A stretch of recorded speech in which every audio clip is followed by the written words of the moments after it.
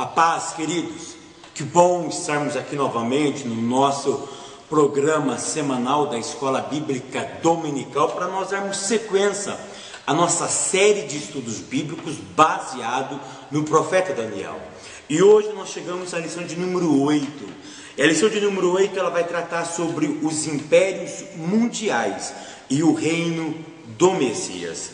E para isso eu convido você a abrir a sua Bíblia no profeta Daniel, capítulo de número 7, e como sempre, eu peço para que vocês leiam todo o capítulo 7. Então abra a sua Bíblia no livro de Daniel, capítulo de número 7, que o capítulo de número 7 vai ser o texto base para o tema da nossa lição de número 8, os impérios mundiais e o reino do Messias. Queridos, eu queria só relembrar a vocês, tá, que ainda não fazem parte, tá, do projeto Malaquias, plantando hoje, colhendo amanhã.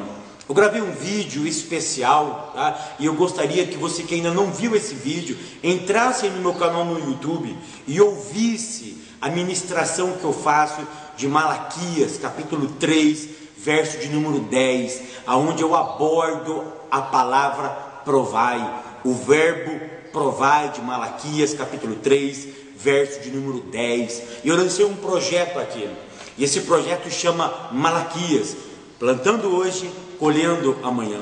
E eu fiz um desafio, querido, e algumas pessoas já aderiram a esse desafio. Algumas pessoas já estão contribuindo, tá, para o projeto Malaquias. Mas algumas pessoas me perguntam: Fábio, quanto eu tenho que dar por mês? Querido, é aquilo que Paulo disse em 2 Coríntios, no capítulo de número 9. Você ministra, você oferta aquilo que Deus colocar no seu coração. Eu não estou pedindo, querido, um rio de dinheiro. Eu estou pedindo uma ajuda mínima para que eu possa continuar a fazer muito mais na obra de Deus. Um pastor me ligou e ele disse: Fábio, quanto eu tenho que lhe ajudar? Eu falei: querido, aquilo que Deus colocar no teu coração. Se cada um de vocês fizer um pouquinho, fizer um mínimo, fizer um pouquinho, eu tenho a mais absoluta certeza que eu irei fazer muito mais para a obra de Deus. Eu estou aqui no campo de Caçapava, um campo onde Deus realmente tem me colocado, e nós estamos fazendo a obra de Deus aqui. Nós estamos de tempo integral na obra de Deus aqui. O ministério ainda não tem a condição de estar me sustentando. Vocês que me acompanham há algum tempo têm visto o meu empenho, a minha dedicação. Eu realmente abandonei tudo, querido. Eu abandonei realmente tudo, o meu emprego, eu abandonei as minhas finanças para abraçar a obra de Deus aqui na cidade de Caçapava. E eu conto com a tua ajuda. Esse projeto Malaquias é um projeto missionário e é um projeto educacional. Então, se Deus colocar isso no seu coração, plante no meu ministério, que eu tenho a mais absoluta certeza que Deus irá prosperar a tua vida e o teu ministério. Invista, planta hoje, que eu tenho a mais absoluta certeza que você estará colhendo amanhã. Se você ainda não viu esse vídeo, veja o vídeo, e se Deus tocar no seu coração, venha fazer parte desse exército, venha fazer parte dessa equipe, venha fazer parte desse projeto, que eu tenho a mais absoluta certeza que é um projeto que nasceu no coração de Deus. Venha fazer parte desse projeto, que eu tenho certeza que Deus estará recompensando a tua vida. Amém? Lição de número 8, os impérios mundiais e o reino do Messias. A lição de número 8 é uma lição muito enigmática, porque aqui nós vamos ter chifre, leão, leopardo, urso, aqui nós vamos ter dentes, aqui nós vamos ter várias coisas diferentes daquilo que nós estamos sempre ouvindo falar. Daquilo que nós estamos sempre costumeiramente nós ouvimos falar. Então agora nós vamos começar o capítulo 7. E o capítulo 7 de Daniel, ele é o início da segunda parte do livro de Daniel. Vocês se lembram que na aula de número 1 nós fracionamos o livro de Daniel em duas partes. Primeira parte, do capítulo 1 ao capítulo 6, a parte histórica. Capítulo 7 ao capítulo 12, a parte profética do livro de Daniel. Agora nós vamos então estudar o capítulo 7 de Daniel, que é o início da parte profética do seu livro. Eu gostaria de salientar uma coisa que o saudoso pastor, mestre, teólogo, pastor Severino Pedro da Silva, ele disse acerca do capítulo 7 de Daniel. O Severino Pedro, ele dizia o seguinte: o capítulo 7 do livro de Daniel, ele trata do mesmo tema, é a mesma composição do capítulo 8, do capítulo 2 de Daniel. Então, para o pastor Severino Pedro, o capítulo 2 de Daniel, que falou sobre a estátua de Nabucodonosor que ele sonhou, aquela estátua que ele sonha, que tem como cabeça de ouro, peito e os braços de prata, as coxas, o quadril, o ventre de bronze, tá? As pernas que nós vemos, sei lá, de ferro, e os pés misturados de barro com ferro. Aquela estátua que ele viu naquele sonho, tá? A temática é a mesma do capítulo 7. É que aqui o capítulo 7, aquelas 4 figuras, tá, representado naquela estátua, é representado agora no capítulo 7 de Daniel por 4 animais. E quais são esses 4 animais? Nós vamos ver daqui um pouco, tá? Então a temática é a mesma. No capítulo 2, os impérios são vistos do ponto de vista político, com relação à sua degeneração quanto à forma de governo. Já no capítulo 7, porém, são vistos sob o ponto de vista moral, com relação ao seu caráter feroz e destrutivo, como se exprime por simbolização de bestas ferozes.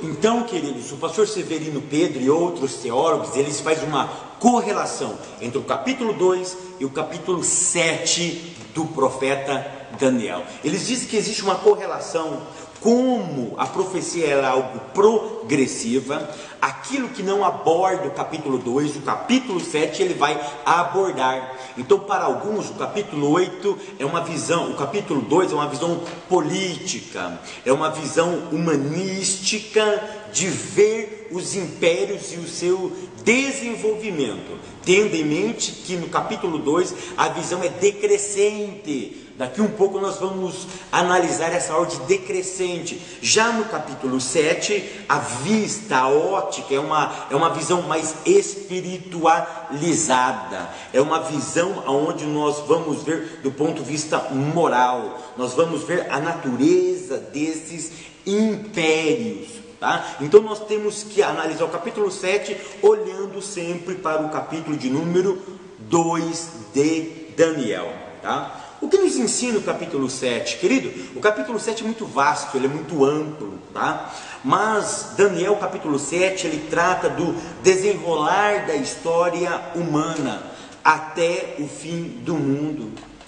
O capítulo 7 de Daniel, ele nos ensina, preste atenção, que devemos olhar a história humana, pois se olharmos apenas para os reinos deste mundo, somos um povo menos favorecido na terra. Mas se olharmos para o trono de Deus, somos o povo mais feliz da terra. Os impérios do mundo surgem, prosperam e desaparecem. Mas o capítulo 7 de Daniel, ele nos ensina que o reino de Cristo, ele permanece para sempre. O capítulo 7 de Daniel, ele diz que tudo passa, menos o reino de Cristo. Ele diz que a glória humana vem e desaparece. O capítulo 7 de Daniel, ele vai nos ensinar que Deus é um Deus soberano.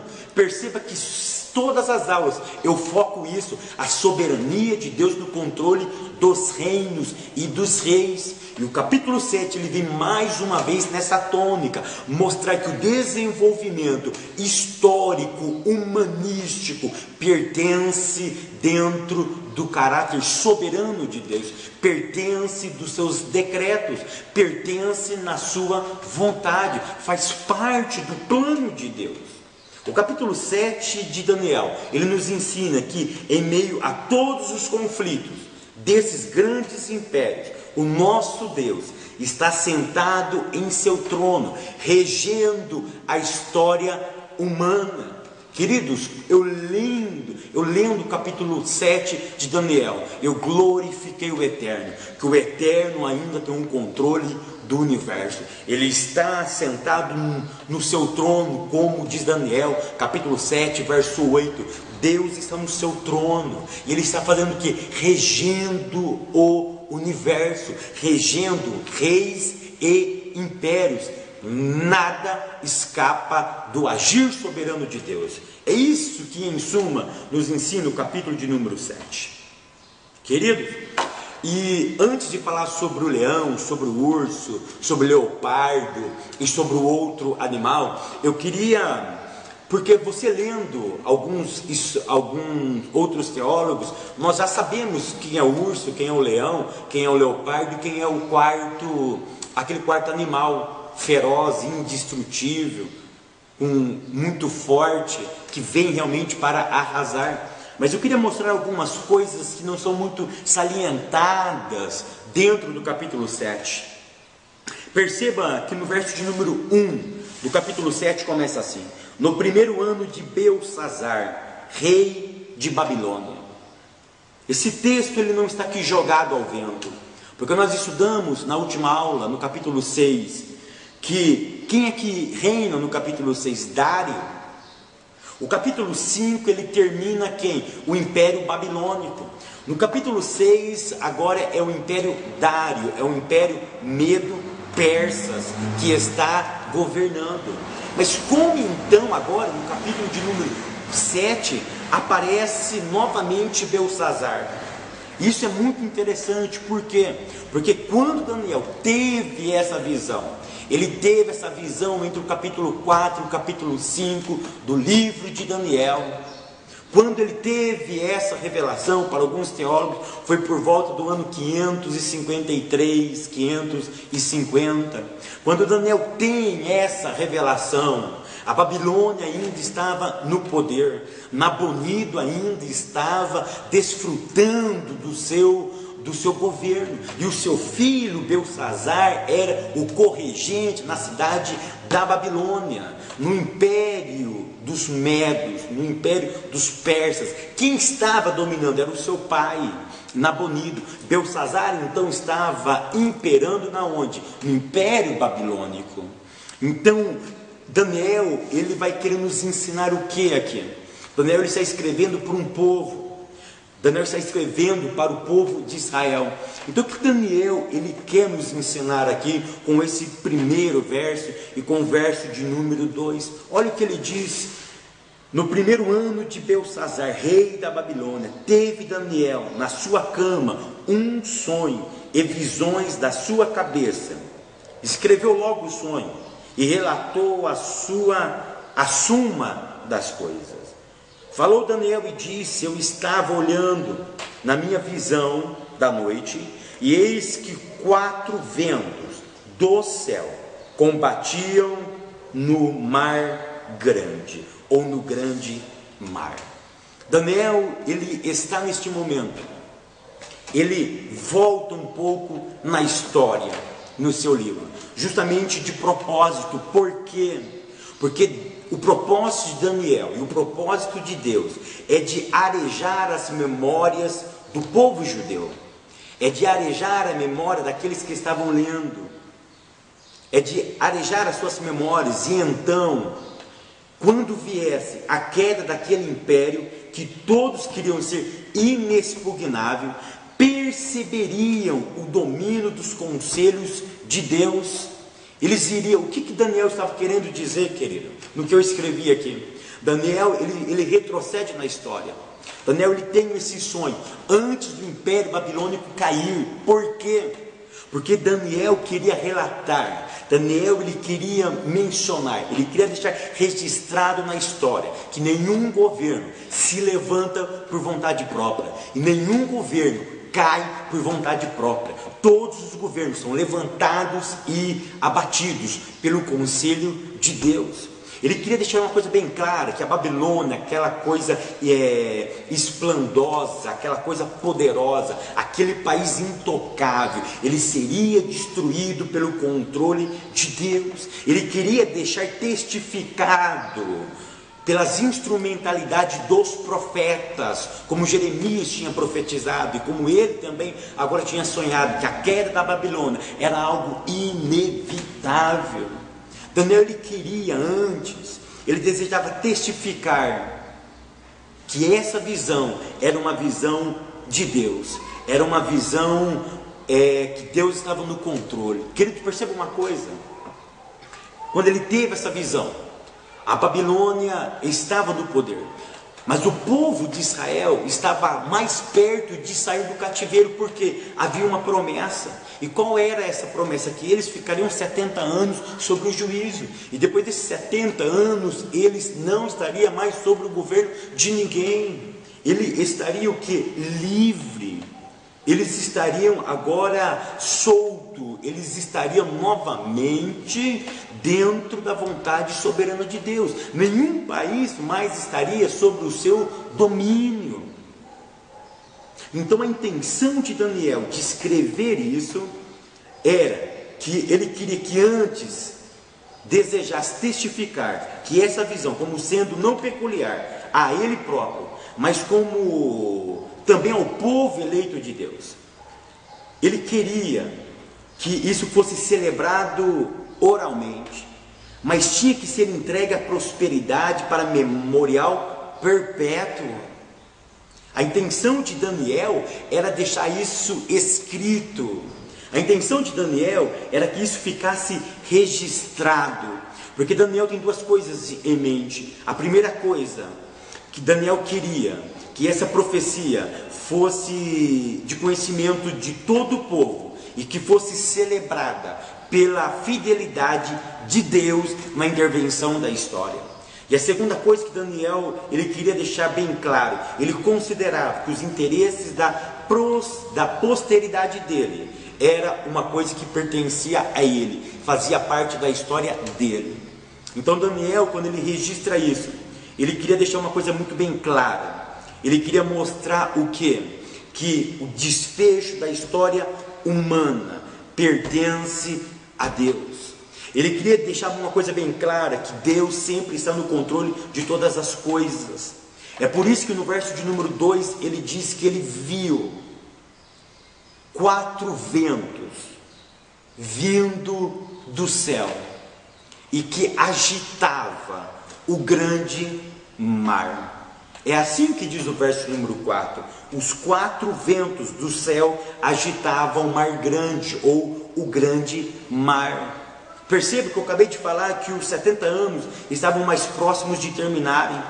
Então Deus, através de Daniel, queria mostrar que não poderiam entrar num clima de logo logo tudo acaba.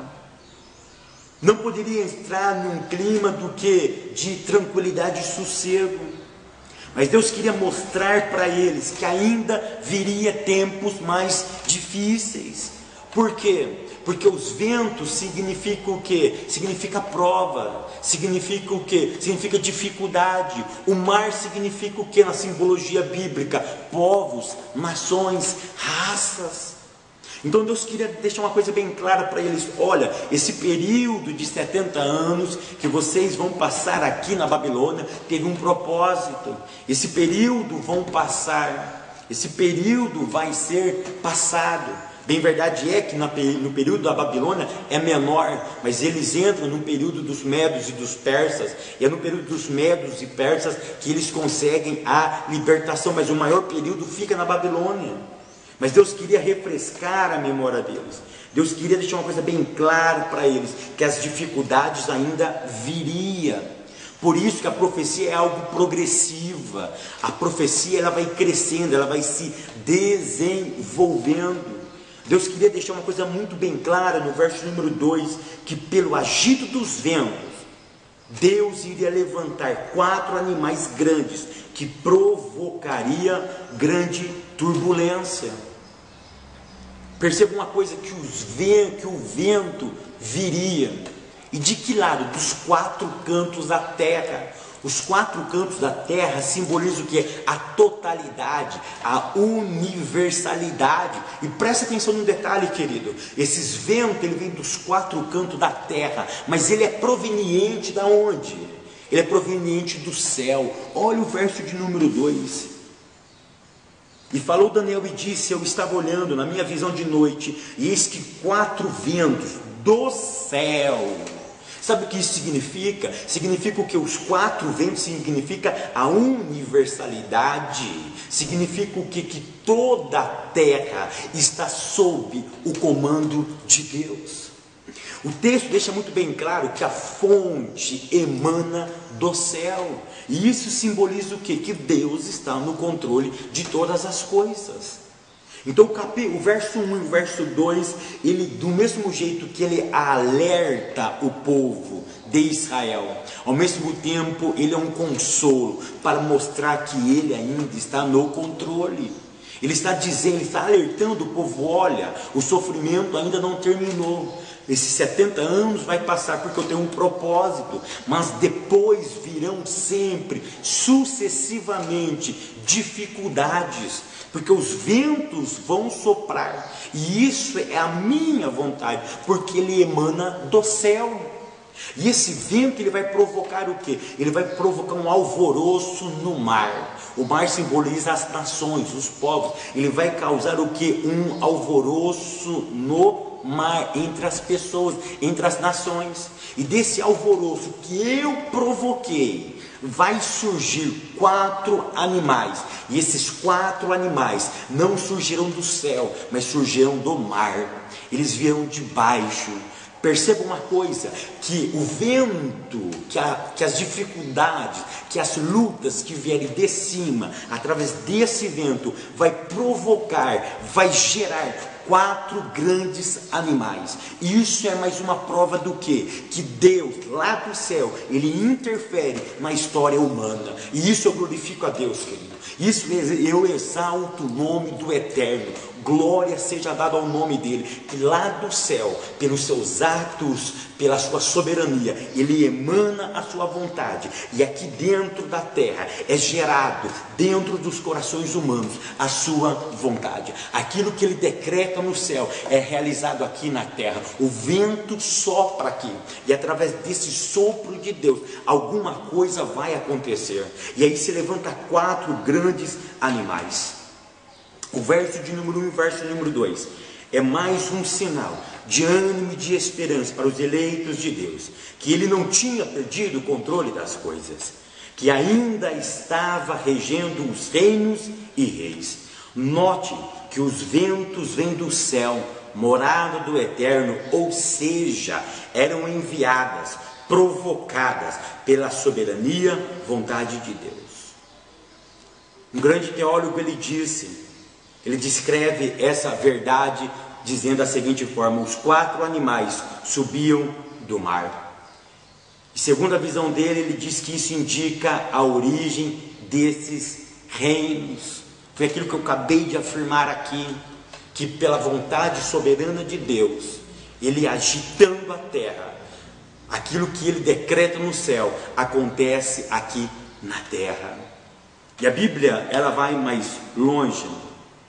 Então ela diz que vai surgir, que vai aparecer esses quatro grandes animais.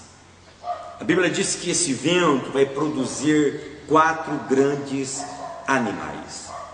E aí nós entramos no tópico de número 1, a visão dos quatro animais. E eu quero ser não muito cansativo nessas explicações.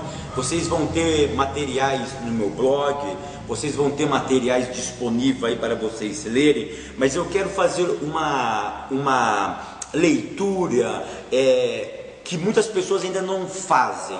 Porque é muito fácil chegar aqui e falar: o leão é Babilônia, o leopardo é isso, os 10 chifres são aquilo, tá? Então vamos tentar fazer uma roupagem diferente, porque isso nós já sabemos. Então vamos tentar fazer uma leitura um pouco diferente desse texto. Pode ver que até o nosso autor ele foi muito sucinto, muito rápido e muito objetivo na descrição desses 4 animais. Mas eu quero mostrar algumas coisas que talvez nós não percebemos, mas eu tenho certeza que você vai perceber e vai glorificar a Deus juntamente com os seus alunos na escola bíblica dominical.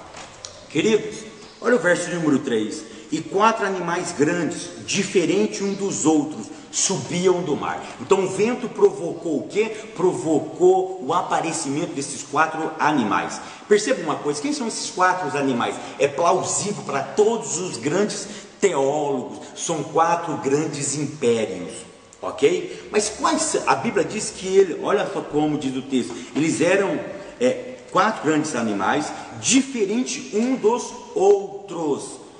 No que eles eram diferentes? Aí eu enumerei aqui. Eles eram diferentes em glória, em força, na maneira de administração, na maneira de suas crenças, e em outros aspectos.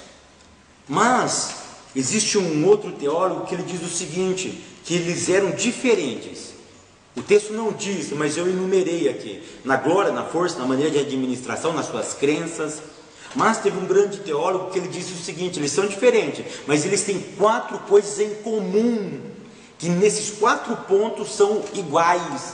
E quais são esses 4 pontos? Primeiro, a origem dos 4, todos eles surgiram de baixo. Segundo ponto, a natureza dos 4 animais são a mesma, animais ferozes. Perceba, leão, urso, leopardo e um outro animal que é indescritível, mas a sua natureza é muito agressiva. Terceiro ponto, o futuro e o fim desses 4 animais são os mesmos. Quais serão? Todos serão destruídos. E o quarto ponto, que eles têm tudo em comum. Os 4 têm o mesmo tempo determinado por Deus. Isso é muito interessante. Observe que os reinos são sucessivos e não simultâneos. É isso que o texto diz. Primeiro aparece o leão, depois o urso, depois o leopardo e depois o quarto animal. Eles vão aparecer juntos, mas sucessivamente. Não são simultaneamente, juntos. Mas um precisa derrotar o outro para que o outro apareça. É isso que o texto está querendo dizer. E outro detalhe. Eles são decrescente e não crescente. Perceba no capítulo 2 de Daniel. Por isso que eu disse, o capítulo 7 tem que ser analisado com o capítulo de número 8, com o capítulo de número 2. O capítulo 7 e o capítulo 2 tem que ser analisado juntos. Perceba que aqui começa com o leão, depois com o urso, depois com o leopardo. Perceba que vem numa ordem decrescente, como a estátua. A estátua começa com a cabeça de ouro. Numa construção, a base é a coisa o quê? É aquilo que dá mais sustentabilidade, tem que ser um material mais nobre, tem que ser aquilo que dá sustentabilidade à estrutura. E perceba isso aí, muitos teólogos já perceberam isso. Eu quero que você preste atenção nesse detalhe também, que no capítulo 2, a coisa mais bela estava na cabeça, a cabeça era de ouro. Depois começa a ter a diminuição dos materiais. Isso significa o quê? É algo decrescente. É algo decrescente, do maior para o menor, diferente do reino de Deus. Diferente do reino de Deus. Então isso é muito interessante, tá? Observe que ele começa com ouro e termina com barro e ferro misturados. A visão dos 4 animais, tópico 1, capítulo 7, Daniel, do verso 1 ao verso número 8.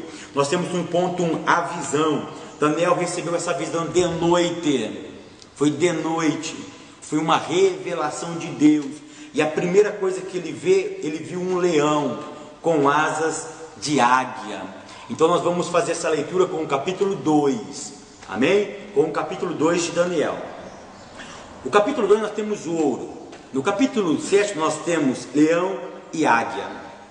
No capítulo de número 2 nós temos a cabeça de ouro. O que fala a cabeça? Cabeça fala de primazia, de comando. A parte principal do corpo, aquilo que está em evidência. Depois nós temos o que? O leão e a águia. Por quê? Porque a cabeça é a parte mais importante do corpo. É aquilo que fica em evidência. Depois nós temos o leão e a águia, que são dois animais nobres da fauna. O leão, ele é o rei dos animais terrestres, e a águia é como se fosse a rainha do céu. A águia, ela era, o leão e a águia era representada, a Babilônia, perdão, ela era representada por um leão no seu escudo. Porque mostrava o que o leão? A força, a braveza, a destruição que esse animal causava, o respeito quando as pessoas viam ele, e também pela sua capacidade de destruição. E a águia, ela é a rainha do céu, e é outro animal também que voando, é uma ave que voando, ela é majestosa. Ela é a rainha das alturas. E isso vai mostrar o quê? Que a Babilônia, estando no ponto mais alto de sua funcionalidade, ela iria perder o seu foco. Por quê? Porque todo o reino, o poder é dado pelo Eterno. E Deus começa, no livro de Daniel, ele começa de uma forma muito bem clara, que Deus entregou nas mãos de Babilônia e de Nabucodonosor a Jerusalém. O texto já começa dizendo bem claro que foi Deus que entregou. Isso mostra o quê? Mostra que a Babilônia só chegou aonde chegou por vontade soberana de Deus. Então, o leão, a águia, a cabeça de ouro, estava representando a Babilônia. E o texto fala de uma coisa, o texto fala muito bem claro. O primeiro era o leão e tinha asas de águia. Eu olhei até que foram arrancadas as asas e foi levantado da terra e posto em pé como um homem, e foi-lhe dado um coração de homem. Tá? Aqui vai ter algumas interpretações. Se você lê John Calvino, ele interpreta de um jeito, outros interpretam de uma outra maneira. Alguns vão falar que essas asas, essas duas asas, são Beltesazar e Nabonido, que foi o final do reinado da Babilônia. Outros vão dizer que essa conversão, essa mudança de coração aqui, de homem, foi aquilo que Deus fez com Nabucodonosor, quando coloca um coração de carne nele, e isso mostrando o que? A humilhação que ele passou e a humildade que ele teve de reconhecer que Deus estava no controle. Então Daniel queria deixar uma coisa muito bem clara aqui registrada, que quem dá a glória, a honra para o homem é o Eterno. E esse homem, ainda que ele seja na altura, ainda que ele esteja brilhando, ainda que ele esteja nos holofotes, um dia ele vai cair. Por quê? Porque quando alguém usurpa a glória que é devida ao Eterno e toma para si, Deus abate esse ser. E foi isso que aconteceu com o Império Babilônico. Ele perdeu a sua força. E observa, o leão ele perdeu para o urso. O leão perdeu para o urso. E aí você vai para Daniel capítulo 2, verso 38 e 39. Nós vamos verificar o que? Daniel capítulo 2, o verso de número 38 e 39. Olha o que diz o verso 39 de Daniel capítulo 2. E depois de ti se levantará outro reino inferior ao teu, e ele te dominará. Sabe o que Deus está mostrando aqui? Que quem governa é Ele, quem dá as ordens é Ele. E aí o leão vai ser dominado pelo urso. Aí entra o capítulo de número, o verso número 5. Daniel capítulo 7, verso de número 5. É tanto leão, né, irmão? Tanto é urso, é leopardo, é coisa de doido, né? É coisa abençoada, mas coisa do céu. Verso número 5. Continuei olhando, e eis que o segundo animal, semelhante a um urso, o qual se levantou de um lado, tendo na boca 3 costelas entre seus dentes, e foi-lhe dito: levanta-te e devora muita carne. Meu Deus! Agora apareceu quem? O urso. O leão já foi. o leão foi derribado, foi destruído. Aparece quem? O urso. Tá? Em segundo lugar, vemos o urso. O urso é símbolo do Império Medo-Persa, um império formado pela coligação de dois povos, os medos e os persas. Esse império ele foi descrito em Daniel capítulo 2, como nós já falamos, tá? No verso 32, verso 39, ele é comentado. É muito interessante nós focarmos agora sobre essas três costelas que estavam nos seus dentes. O urso ele tem aproximadamente 42 dentes e ele vinha com três costelas. Por quê? O urso é um animal muito feroz. Ele não tem a agilidade do leão, mas a capacidade de destruição dele é enorme. Tá? Então essas três costelas na boca do urso simbolizam que três reinos conquistados, porque quando os medos e os persas entraram para governar o mundo de então, eles já vieram com três países conquistados. E quais eram esses três países? Deixa eu ver-me aqui: a Lídia, o Egito e a Babilônia, que eles tinham acabado de conquistar. Então quando eles entram no poder, já vinham que já tinham três países conquistados: a Lídia, a Ásia Menor, o Egito e a Babilônia. No capítulo 2 de Daniel, no verso 32 e 39 do livro, o Império Medo-Persa é representado pelos peitos e braços de prata, daquela estátua terrível, do sonho de Nabucodonosor. O peito daquela imagem, ela simbolizava o que? A unificação dos dois reinos, porque o peito tem a ideia de divisão. Tá? Os gregos, quando eles iam esculpir, ele fazia com muita precisão o que? A repartição dos dois lados, dos dois peitos. Tá? Então o peito simbolizava o que? A união disso, e os braços significavam o que? Significava a distinção, a segregação. Por isso, Medo e Persas, mas cada um teria a sua vez. Por isso que nós tivemos na história Dário e Ciro, tá? Que seria um dos braços, tá? Nós tínhamos Círio e tínhamos Dário, tá? E o peito, a união era dos Medos e Persas, mas o braço simbolizava o quê? O momento de governar de cada um deles, tá? Então aí nós vimos que os braços, porém, geograficamente falando, falavam sobre a distinção entre Dário e Círio, tá? Aí nós vemos o braço esquerdo representava Dário e o braço direito representava Círio, tá? O homem que estava no controle, tá? Então lá vinha o urso. Daniel viu o urso com três costelas. Tá? É muito interessante que o urso ele tem 42 dentes na boca, tá? E os medos e persas eles conquistaram esses países com um revezamento de 42 tropas do exército. Isso é muito interessante, querido. Isso é muito interessante, tá? Isso é muito interessante. Então o urso fala o quê? Ele não fala da agilidade, mas ele fala da braveza, da brutalidade, do poder que esse animal tem de dilacerar as coisas, de destruir as coisas, tá? Por isso que o texto diz que no final ele diz: levanta-te e devora muita carne, porque você vai poder fazer isso, você vai poder fazer isso, tá?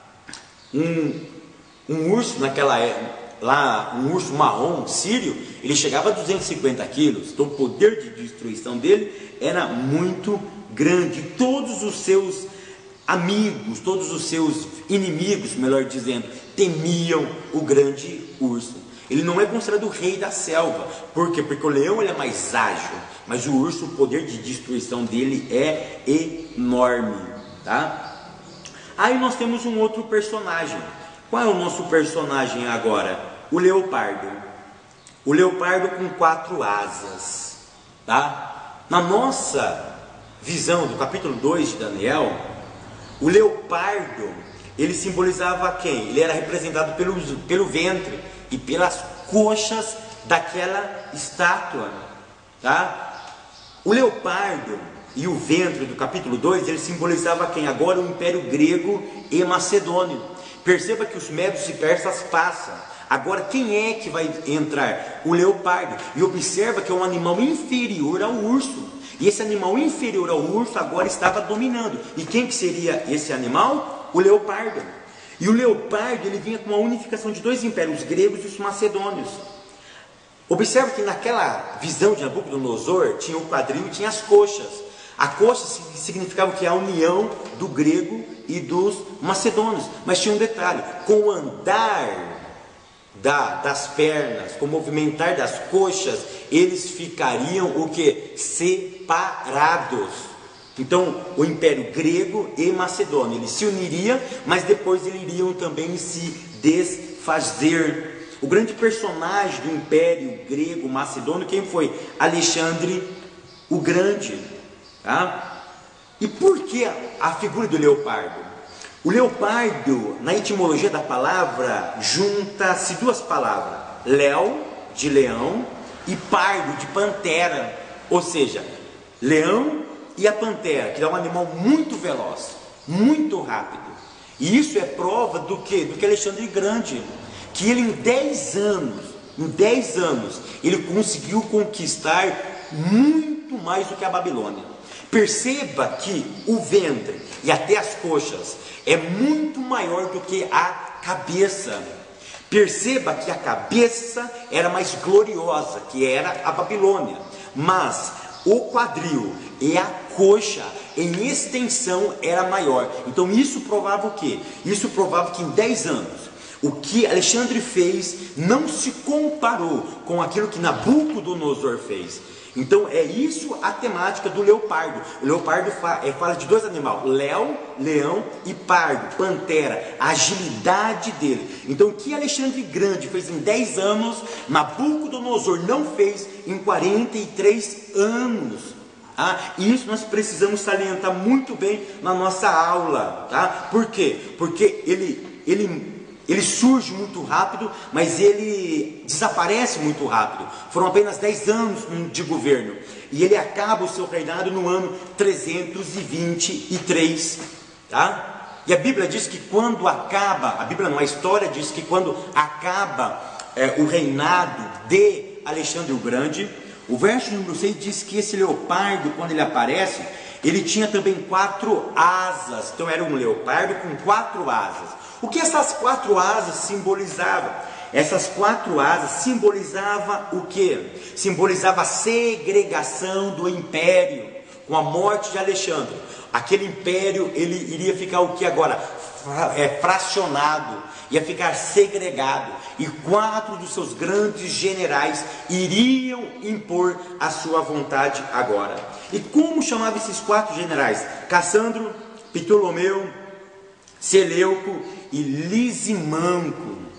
Tá? Esses 4 generais iriam agora a governar, iria segregar, cada um ia pegar uma parte. Um pegou a parte da Síria, outro uma parte do Egito, cada um pegou uma parte. Mas o que eu quero que vocês prestem atenção é no final do verso número 6. Olha o que diz na última parte do verso 6: e foi-lhe dado o domínio. O que eu quero que vocês entendam é o seguinte: foi Deus quem levantou Alexandre Magno. O que eu quero que vocês percebam é o seguinte: no início da Babilônia, Daniel ele salienta que foi Deus quem entregou. Com o passar dos anos, a humanidade tem o capricho, eles têm a mania de perceber, de se familiarizar com uma humanização da espiritualidade de Deus. Aí eles passam a entender que Deus não intervém mais na história, mas Deus intervém na história sim. Então Deus está relembrando, como ele disse no primeiro reinado, que ele entregou Israel para Nabucodonosor. Agora ele está relembrando novamente que foi Deus que tinha dado o poder a Alexandre o Grande. O texto está querendo dizer de uma forma muito bem clara que Deus dirige a história.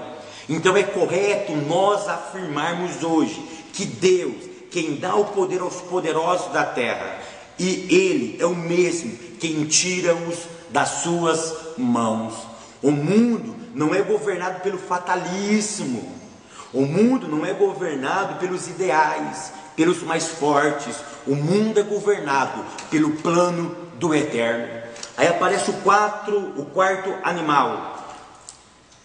Queridos, agora aparece o quarto animal, do verso 7 ao verso 8. Esse quarto animal, ele é uma descrição do Império Romano, tá? É uma descrição do Império Romano. Mas o que eu quero que vocês percebam é o seguinte: o que mais chamou atenção em Daniel foi esse quarto animal. Por quê? Ele nem descreve o nome do animal, ele só fala a sua velocidade, a sua sagacidade, a crueldade desse animal, que ele agia com ferro, com poder, com brutalidade, tá? O Império Romano. Então nós já sabemos que o quarto animal é o Império Romano. Eu não quero me ater muito à história, como que em 241 a.C., os romanos derrotaram os cartaginenses e ocuparam a ilha de Sicília. Em 218, as legiões romanas fizeram sua entrada na Espanha. Em 202 a.C., os romanos conquistaram Cartago. Em 146, os romanos conquistaram a cidade de Corinto. Em 63 a.C., Pompeu ocupou a Palestina. No ano 30 a.C., Marco Antônio incorporou o Egito ao território romano. O Império Romano teve 2 séculos, cerca de 200 anos de glória. Nós sabemos também que no ano 476 depois de Cristo, os bárbaros puseram fim ao reinado do Império Romano na parte do Ocidente. E em 1453 depois de Cristo, os turcos ocuparam a cidade de Constantinopla e o Império Romano no Oriente se desintegrou, tá? O que vai me chamar a atenção é que quando Daniel olhava para esse animal foi o que mais lhe tirou o seu sono, foi o que ele prestou mais tempo para observar este animal. Porque olha o que diz o verso número 8, diz assim: estando eu considerando as pontas, eis que entre elas subiu uma outra ponta pequena, diante da qual das 3 pontas primeiras foram arrancadas, e eis que nessa ponta havia olhos, como olhos de homem, e uma boca que falava grandiosamente. Aí nós vamos ver que nos versos 17, 18, 19, 20, Daniel ele vai explicar as visões. Mas o que eu quero salientar é o seguinte: que com a junção desses 4 impérios, tá? Esses impérios sempre existirão nas suas ideologias no mundo corrente. O Império Romano ele termina no ano 1453. Aí vem outros impérios. Mas o que a Bíblia está querendo deixar uma coisa muito bem clara, que a ideologia desses impérios ainda impera. Daniel ele vai falar, na verdade ele tem a visão de 4 animais, que são 4 reinos, mas na verdade o capítulo 7 fala de 6 reinos, 4 deste mundo, um reino diabólico, e o 6º reino, o reino de Cristo. Querido, no capítulo 7, no verso 8, 20, 21, 25, 26 de Daniel, vai falar sobre o império do anticristo. Mas o que eu quero salientar nessa aula aqui é que o domínio do anticristo ele vai ser destruído. Você pode conferir isso no verso 11 e no verso 26. Ele será destruído pelo fogo, verso número 11. A Bíblia diz que o anticristo será lançado num lago de fogo, Apocalipse 19, verso 20. Ele será destruído pela manifestação da vinda de Cristo, segundo a Tessalonicenses, capítulo 2, verso 8. O trono santo, justo e vitorioso de Deus, ele é descrito do verso 8 ao verso número 11. Ou seja, isso nos prova que o mesmo Deus, que é deleite dos remidos, como no verso número 10, é o terror dos ímpios e do anticristo. O tribunal do céu, ele removerá o anticristo e todo o seu poder. Você sabe o que Daniel está querendo dizer? Que depois que acabar esses 4 impérios do mundo, vai levantar um império satânico, mas esse império ele também não vai prevalecer. Aí Daniel vai mostrar para nós, é isso que eu quero enfatizar aqui, um reino eterno, um reino que vai sempre existir, que vai ser o reino de Cristo. Daniel ele deixa muito bem claro que o reino de Deus, Lucas ou os evangelhos vai deixar muito bem claro que o reino dos céus já está entre nós. Mas a amplitude, a plenitude desse reino será no aparecimento da segunda vinda de Cristo. Quando Cristo ele vai ter o domínio pleno de todas as coisas, vai tirar o domínio do anticristo e vai destruir ele de uma vez por todas. O livro de Daniel ele nos ensina que todos os reinos do mundo serão do nosso Senhor e Salvador Jesus Cristo. Daniel ele nos ensina que ele porá todos os seus inimigos debaixo de seus pés. Daniel nos ensina que o reino de Cristo, ele é conquistador, ele é vitorioso e ele é irresistível. Querido, eu quero terminar essa aula dizendo para nós, dizendo para vocês, que nós não devemos temer nada.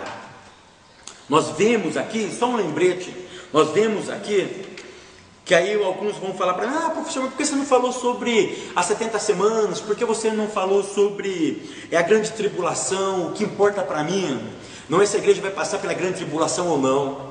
O foco para mim é a integridade. O foco para mim é o reino de Cristo que vai ser indestrutível. Se eu tiver que passar a grande tribulação, eu vou passar. Senão eu não vou passar a grande tribulação. Isso, que ele não menospreza o texto bíblico. Isso são visões teológicas, eu também tenho meu ponto de vista. Mas o que eu quero salientar para vocês é que Daniel viu um trono no céu. Ele viu um ancião, como diz no tópico de número 2, o clímax da visão profética, quando ele viu tronos, quando ele viu o ancião de dias, e quando ele viu o filho do homem. Quem é esse filho do homem? É Jesus de Nazaré. Daniel, ele deixa muito bem claro no capítulo 7, que 4 reinos surgirão dentre os povos, por causa da sua arrogância, por causa daquilo que Deus vai também provocar, porque isso vai ser um ato soberano de Deus. E depois vai levantar um reino também ímpio, um pequeno chifre, mas com força.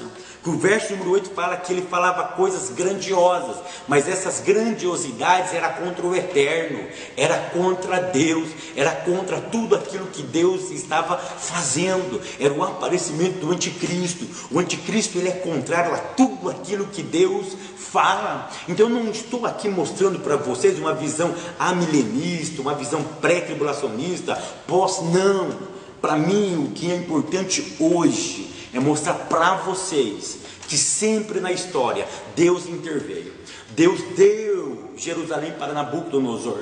Como eu mostrei no verso número 6 também, Deus está relembrando, depois de alguns anos, depois de alguns séculos, que é Ele que dá o poder, é Ele que dá o domínio para as pessoas. E Ele está deixando uma coisa muito bem clara, que no final de toda essa história, uma coisa muito bem clara, que o Filho do Homem vai vir, e quando Ele vir, nenhum reino vai subsistir, nenhum reino vai prevalecer, porque o seu reino vai ser eterno. E é isso que glorifica a minha vida, é isso que exalta o meu coração, querido, é saber que Deus está no controle de todas as coisas, é saber, olha o que diz o tópico de número 3, a vinda do Filho do Homem. Ou seja, Daniel ele viu o Filho do Homem aparecendo do céu.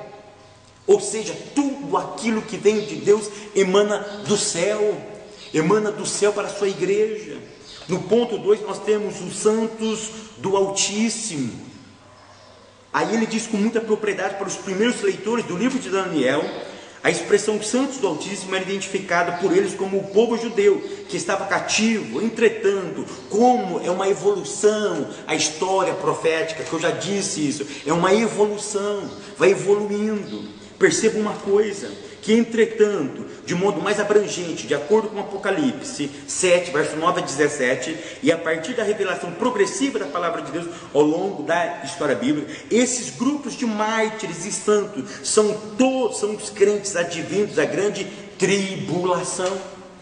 E da onde que eles vão vir? De toda a tribo, raça, língua, povo, de todos os lugares. Vai ter o que? Aqueles fiéis que vão ser mortos pelo anticristo, mas não negarão a sua fé, manterão vivo a fé e a esperança em Deus. E aí ele termina com versos 26 e 27, a destruição final do anticristo. O anticristo ele vai passar e o reino de Deus vai permanecer para sempre.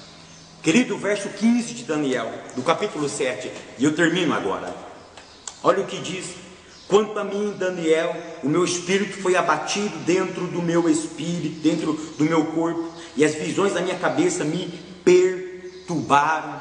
Verso 28, quando findou a visão, aqui findou a visão, quanto a mim, Daniel, os meus pensamentos muito se espantavam, e mudou-se em mim o meu semblante, mas guardei essas coisas no meu coração. É por isso que o pastor Elienay Cabral ele termina dizendo que, lamentavelmente, devido à multiplicação da doutrina da prosperidade, de muitas igrejas e pregadores propalarem o aqui e o agora, a profecia bíblica quanto ao futuro ficou de lado.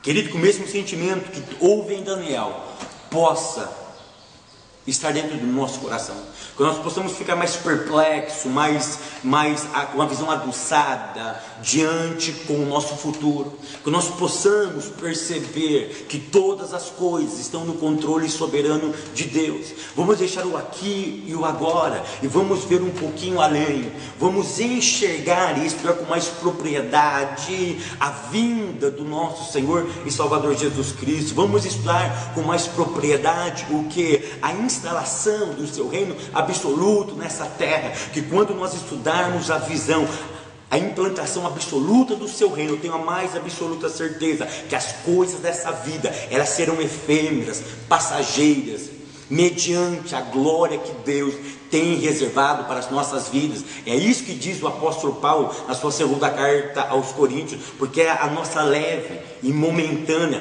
tribulação, ela produz em nós um peso eterno, não há de ser comparado com aquilo que Deus tem reservado para nós. E eu parafraseio esse texto dizendo: o reino de Deus, quando for estabelecido aqui nessa terra, ele vai ser um reino inigualável, ele vai ser um reino que nunca realmente existiu, e nós vamos reinar com Cristo.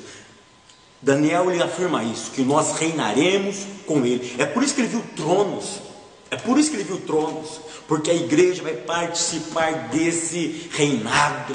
Isso é profundo, isso é glorioso. Que Deus continue abençoando a vida de vocês, querido. Até semana que vem, querendo Deus.